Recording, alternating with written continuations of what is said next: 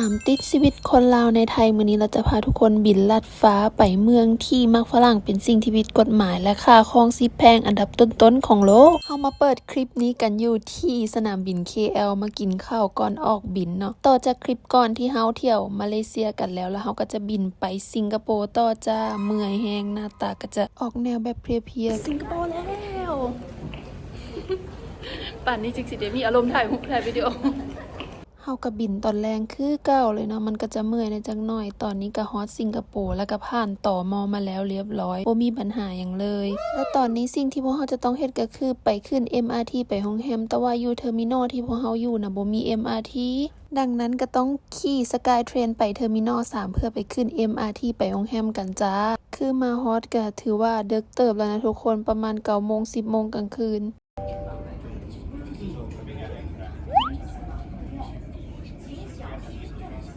ตอนนี้ก็คือไว้เจอกันมื้ออื่นนะทุกคนเมื่อยแฮงเดี๋ยวไปพักผ่อนไปนอนกันซะก่อน Morning ทุกคนมื้อนี้พวกเฮาก็ออกจากโรงแรมแล้วพากันแต่งเนื้อแต่งตัวแล้วก็สิพากันไปกินข้าวเช้ากันนี่โรงแรมที่เราพักอยู่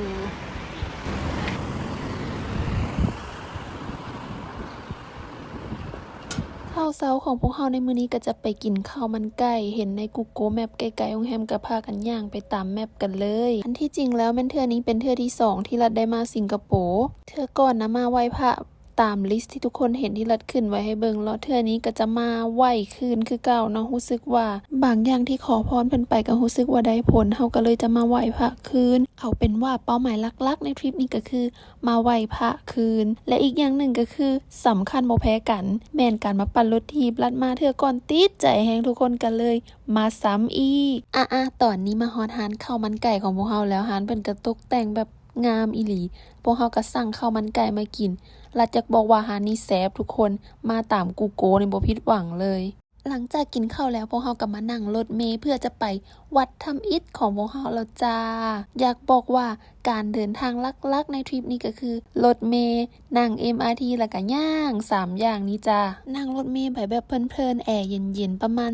20-30 นาทีพวกเฮาก็มาฮอดวัดทำอิฐแล้วเดี๋ยวจะต้องย่างข้ามทางไปกันคือที่เฮาฮู้แหละทุกคนสภาพอากาศอยู่ในประเทศสิงคโปร์ก็จะร้อนพอๆกันกับอยู่กรุงเทพเลยแต่ว่าจะมีความต่างก็คือฝนจะตกดุเดี๋ยวฝนเดี๋ยวร้อนเดี๋ยวแดดก็สลับกันไปแต่ข้อดีอย่างหนึ่งก็คือระดับฝุ่น PM บ่สูงลัดเบิ่งในแอปก็คือเขียวทุกมื้อเลยอยู่มาเลอยู่สิงคโปร์นะทุกคนตอนนี้เฮาก็มาฮอดวัดทำอิฐของพวกเฮาแล้วเดี๋ยวลัดขึ้นพิกัดปักหมุดซื้อวัดไว้ให้เด้อวัดนี้ก็น่าจะมีคนไทยมากันหลายเพราะว่ารัดเคยเห็นในรีวิวอยู่มีพวกคำแนะนำในการไหว้เป็นภาษาไทยนำก็เลยคิดว่าโอเคคนไทยน่าจะรู้จักวัดนี้กันหลายอยู่พวกเฮา3คนก็จะใช้เวลาอยู่วัดนี้ประมาณนึงแล้วหลังจากนั้นก็จะย้ายไปวัดต่อไปเพราะว่ามื้อนี้ก็คือจะเฮ็ดให้มันครบตามลิสต์ภายในมื้อเดียวเลยตอนนี้ก็คือฝนตกทุกคนดังที่เฮาฮู้และอากาศอยู่นี่เดี๋ยวฝนเดี๋ยวแดดเดี๋ยวร้อนในระหว่างที่ติดฝนหมู่ของรัฐก็มาแวะซื้อเครื่องรางที่ทางวัดน่ะเพิ่นขายก็ได้ไปผู้ละอัน2อันส่วนรัฐมันบ่ได้ซื้อหยังเลยเนาะภารกิจของพวกเฮาในวัดทำอิฐก็สำเร็จแล้วเรียบร้อยวัดที่2ไปวัดสิฮอดแล้วขอความรักตอนนี้รัดกับหมู่ก็พากันนั่งรถเมล์มาฮอดวัดที่2แล้ววัดนี้จะได้เรื่องการขอความรักแล้วก็ขอคู่ครองวัดนี้งามๆทุกคนรัดมักสถาปัตยกรรมเป็นฟิลแบบจีนๆมักแฮงงดงามแฮงวัดที่2ก็คือวัดทำอิฐเลยทุกคนคำแนะนำในการไหว้จะเป็นภาษาไทยรัดคิดว่านักท่องเที่ยวไทยคนไทยน่าจะมักมาวัดนี้กันหลายตอนนี้ก็ไหว้แล้วเรียบร้อยเสร็จสิ้นภารกิจวัดที่2เดี๋ยวเฮาจะย่างไปวัดที่3กันต่อเพราะว่าเบิ่งในแมปก็บ่ไกลกันหลายตอนนี้เฮากำลังจะไปวัดที่3วัดสุดท้ายแล้วย่างมาแป๊บๆก็ฮอดวัดสุดท้ายแล้วทุกคนวัดนี้ก็คือพากันมาไหว้แป๊บเดียวแล้วก็พากันออกไปจ้าตอนนี้พวกเฮาก็กำลังย่างไปขึ้น M เนาะจะไปสถานที่สุดท้ายในลิสต์กันสิงคโปร์ก็สะดวกสบายคล้ายๆกันกับกรุงเทพแต่ว่าต่างอยู่บนว่าค่าครองชีพแพงเกินทุกคนสู้บ่ไหวมาเที่ยวดนๆมาได้แต่ถ้ามาดำรงชีวิตอยู่เลยก็คือสิมีความกดดันทางด้านการเงินและก็สังคมการใช้ชีวิตอยู่ทุกคน อันนี้เป็นที่ตัวรัดเองเนาะแค่ความคิดของรัดก็คือรัดไปเที่ยวใส่ก็ยังคิดฮอดกรุงเทพคือเก่ามันรู้สึกว่าอยู่ง่ายกว่า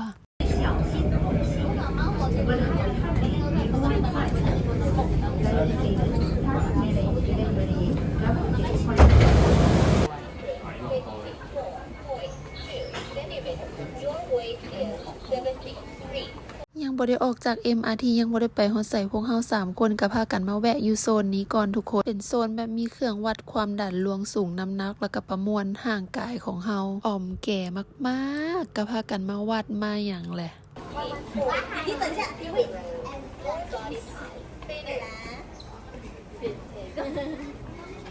หลังจากที่เฮาออกจาก MRT แล้วเฮาย่างมาแป๊บหนึ่งก็มาฮอดสถานที่สุดท้ายของพวกเฮากันแล้วเสียดายน้อยหนึ่งที่ว่ามื้อที่พวกเฮามันพายุเข้าเพิ่นก็เลยเปิดน้ำพุได้น้อยเดียวภารกิจหลักๆของพวกเฮาก็เสร็จสิ้นสมบูรณ์แล้วเดี๋ยวตอนนี้ตัดภาพมาตอนแรงรัดกำลังจะพาทุกคนไป Garden by the Bay ไปเบิ่งการแสดงต้นไม้เรืองแสงกันจ้าคือโมงเพิ่นปิดก็จะเป็น9 โมงหรือ9 โมงครึ่งรัดบ่แน่ใจคนหลายตอนนี้พวกเฮาก็เคี่ยวย่างยานมันแบบบ่ทันเวลาหั่นนะทุกคนแต่ในระหว่างทางก็มีสิ่งล้อตาล้อใจก็คือเพิ่นจุดพลุเฮาก็ต้องได้หยุดเบิ่งก่อน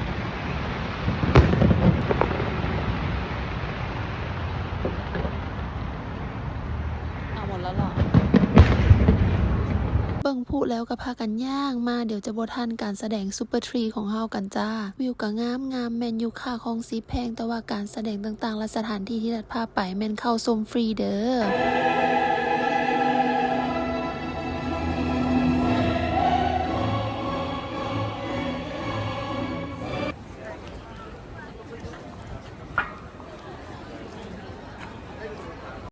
หลังจากที่เบิ่งการแสดงจบแล้วรัดกับหมู่ก็พากันมาถ่ายคอนเทนต์อยู่เมอร์ไลออนยามค่ำคืนเพราะว่ามันเห็นตึกมารีนาเบย์นำวิวก็งามทุกคนหมู่เฮาก็พากันถ่ายคอนเทนต์ TikTok กันไปสาวๆเฮาก็ได้ส่วนรัดก็ถ่ายคอนเทนต์ของตัวเองไว้มาลงช่องของตัวเองคือกัน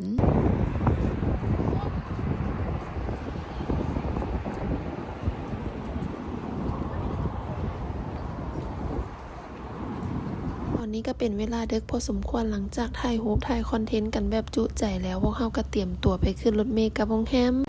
แล้วตอนนี้กำลังจะกลับบ้านกันกลับโรงแรมกันนะจ๊ะ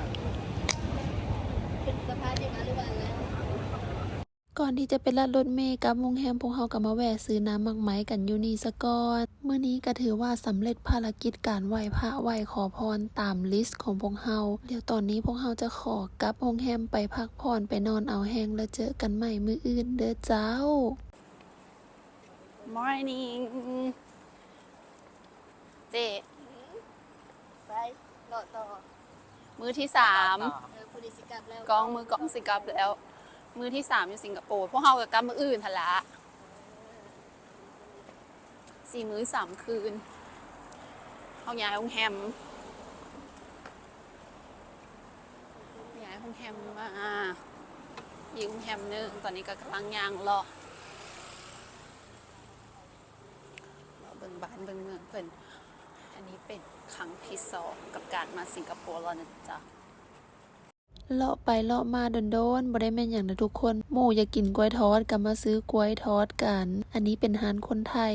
ขายเลยมาซื้ออย่างเนาะมาซื้อปีซังโกเรนปีซังโกซ่าทอดกล้วยไทยนี่แหละได้ละจืนกล้วยบ้านเฮาโมได้กินจืนกล้วยสมใจแล้วก็ออกจากห้างนั้นก็จะไปห้างต่อไปทุกคนเราจะไปโซนสยามพารากอนบ่แม่ไปพารากอนที่เป็นพารากอนอยู่สิงคโปร์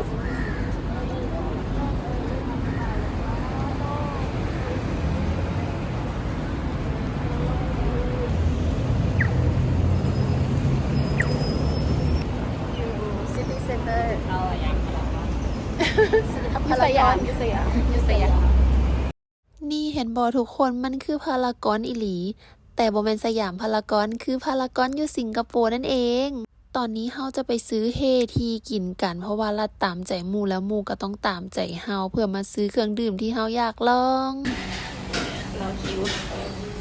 หลังจากทาคิวประมาณหนึ่งก็ได้กินแล้วเครื่องดื่มที่รัดอยากลอง และตอนนี้ก็ถึงเวลาที่เราต้องย่างกลับโรงแรมกันแล้ว แบบว่ามาทริปนี้ก็คือย่างตลอดย่างเป็นหลักออกกำลังกายแบบคุ้มแฮงอีหลีทุกคน ตอนนี้หมู่ของเราอีกคนหนึ่งก็คือต้องได้ฟ้าวย่างกลับเนาะเพราะว่าเรามีบินตอนเที่ยงนี้ เราจะกลับมาเลเซียไปก่อน ส่วนพวกเราอีก2 คนก็จะเที่ยวต่อแล้วก็อยู่ต่ออีกคืนนึงย้อนว่าภารกิจที่สำคัญอีกอย่างหนึ่งของพวกเราก็คือการปั่นรถถีบยังบ่ทันได้สำเร็จเทื่อก่อนจะกลับกรุงเทพก็คือต้องปั่นรถถีบซะก่อนแต่ก่อนจะไปปั่นรถถีบได้พวกเราส่งหมู่แล้วเรียบร้อยกับ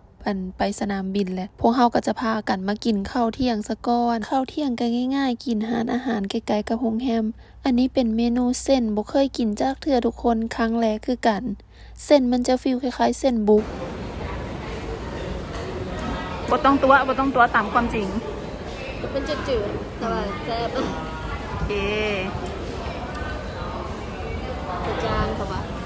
หลังจากกินแล้วพวกเฮาก็กลับห้องไปนอนพักเอาแห้งกันซะก่อนกะเที่ยวในวัย30อัพก็เป็นแบบนี้ละทุกคนอันบ่เที่ยวตอนนี้ไปเที่ยวตอนแก่ก็แฮงสิเมื่อยกว่านี้เนาะหลังจากนอนพักได้แห้งเต็มที่แล้วพวกเฮาก็จะนั่งรถเมล์เพื่อจะไปปั่นรถถีบกัน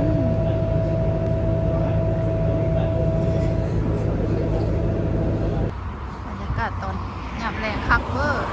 โอ้สุดไปออกกำลังกาย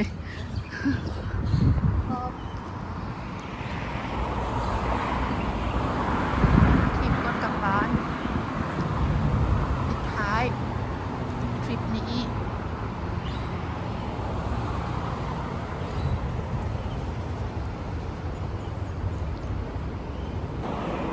ออกมาเจอรถทิพย์เราแล้ว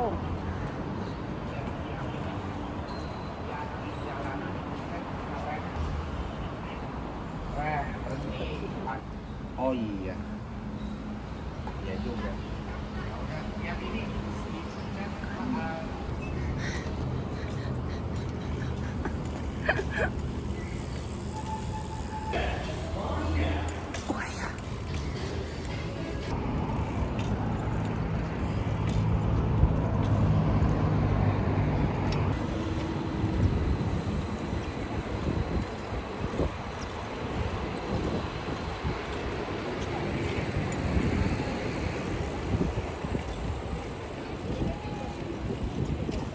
กิจกรรมปั่นรถถีบอยู่ในสิงคโปร์เป็นอีหยังที่รัดมากสุดๆทุกคนได้ชมวิวเมืองวิวสวนและก็ถนนหนทางบ้านก็จะสะอา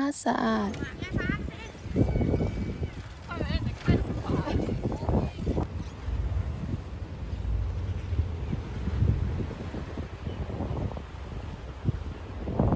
ทะเลตัวเป็นบอก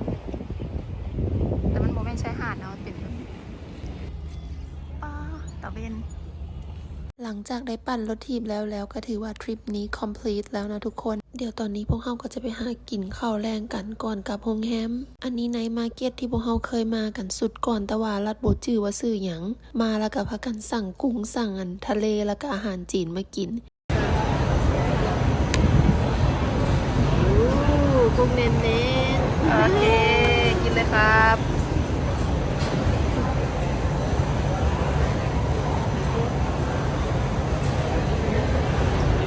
แซ่บอยู่วะโอเค หลังจากที่กินข้าวแรงแล้วพวกเราก็คือก้าวพากันนั่งรถเมล์กลับโรงแรมไปพักผ่อนนอนเอาแห้งแล้วเจอกันมื้ออื่นทุกคน เจ๊ ๆค่ะเขาไปกินข้าวกัน ไปกินข้าวกัน มื้อสุดท้าย อ๋อ ก่อนไปสนามบิน มื้อสุดท้ายของพวกเราอยู่สิงคโปร์ก่อนที่กลับกรุงเทพก็พากันมากินข้าวเช้าอยู่ฟู้ดคอร์ทใกล้ๆโรงแรมก่อนกินข้าวก็พากันสั่งน้ำหมักไม้ก่อน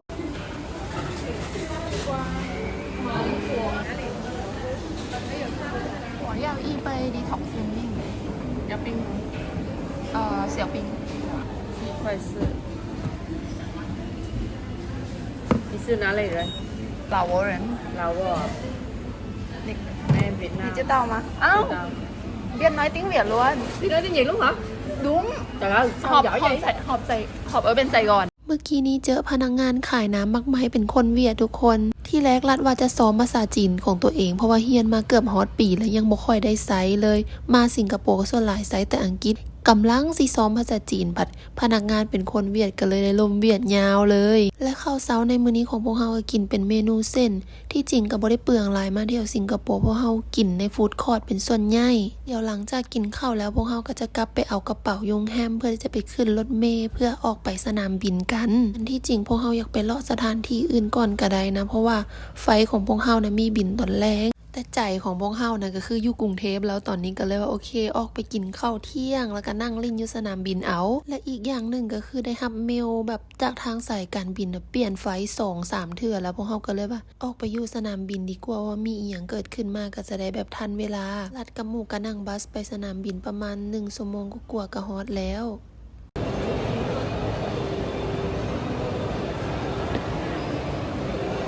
มาฮอดสนามบินแล้ว ไปหน้ายิ้มแย้มแจ่มใส ฮอดสนามบินแล้วมีเวลาเหลือๆทั้งวันทั้งคืนพวกเฮาก็มาถ่ายน้ำตกอันนี้ที่เป็นซิกเนเจอร์ของสนามบินแล้วหลังจากนั้นก็จะพากันไปซอกหากินข้าวเที่ยงอยู่ฟู้ดคอร์ทในสนามบินและวิดีโอนี้ก็น่าจะเป็นปิดท้ายการเที่ยวต่างประเทศในปีนี้ของรัฐที่ประเทศสิงคโปร์กันแล้วกันหลังจากนี้ไปก็จะเที่ยวไทยเป็นหลักฝากติดตามในเด้อทุกคน